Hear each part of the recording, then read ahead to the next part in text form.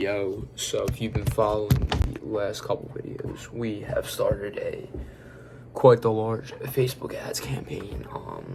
I mean, not large in budget, but like large for me, large for a 18-year-old entrepreneur, which is what I am. That's what I do. I come on here and talk about the things I'm doing to grow my business and kind of just document what's going on along the way, which I've done a terrible job at recently. So that's why here I am with my third YouTube video this week, trying to get back into it.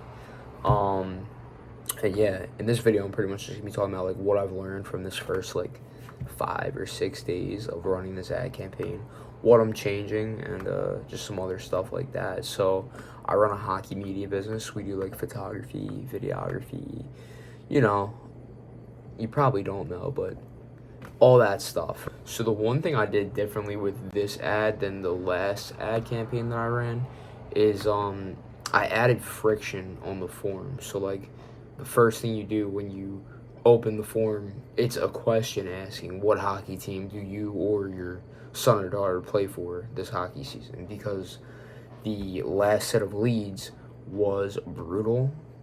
Like I was battling grandpas on the phone that clearly had no clue like what they even filled out.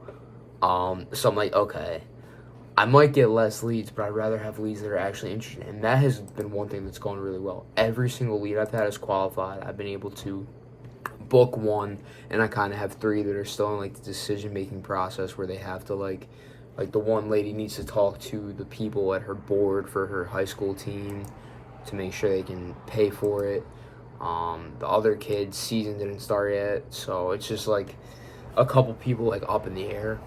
But all 4 of the leads that I've gotten have been closed, and obviously 4 leads is not good. That leaves me with a cost per lead of like $50-something, which is higher than what I should even be spending to acquire a customer. So if I only converted one of those 4 leads so far, it's not great economically, which is why I made some changes. So I'm not willing to give up on this set of ads just yet. Pretty much what I was doing was I tested 3 different like graphics or creatives, like just the media type, and I added 3 text options for Facebook to choose itself, like the dynamic creative thing where it just throws out whatever is best for what they think. Like it just kind of randomizes it. And when I was going over the data yesterday, I pretty much, in simple terms, I just found which version of that, like the ultimate version of the ad, because realistically there were probably like 12 to 15 versions of that ad between the headline, the text, and the graphic, and I just found the one that was performing the best. And I used ChatGPT because, good God, like there is so much going on when you open like a Facebook ads data sheet.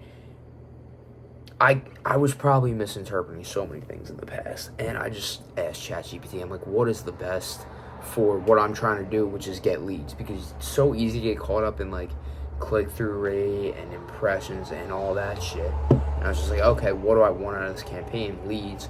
Which version is doing the best? So I pretty much used that headline, that text, that graphic, and then I just made more versions of the graphic. So now I'm running that with the best performing text, the best performing headline, and trying out new graphics that are pretty much copy and pasted versions of the first one, just with like a different background.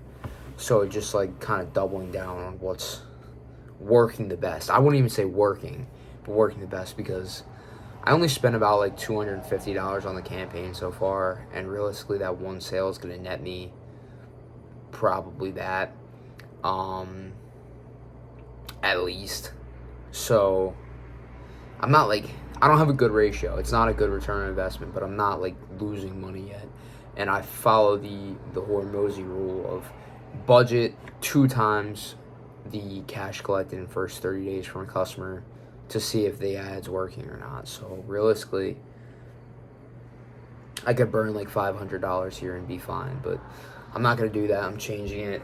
And another thing that I've been doing is every single day I've been making ads. So while these ads are running, I've been analyzing competitors' ads, creating new ads every single day, and it's given me like peace of mind, because I know that, like, if these ones don't work, I have ads for months.